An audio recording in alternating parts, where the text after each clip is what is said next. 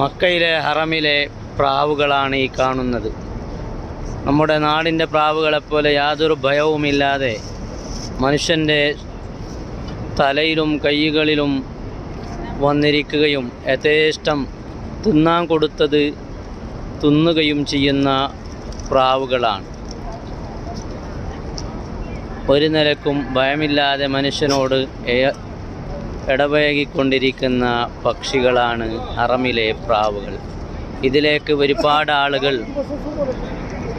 ഭക്ഷണം നൽകുകയും അതിലൂടെ സന്തോഷം കണ്ടെത്തുകയും ചെയ്യുന്ന മഹാത്ഭുതമാണ് ഹറമിലെ പ്രാവുകളിൽ നിന്ന് നമുക്ക് കാണാൻ സാധിക്കുക.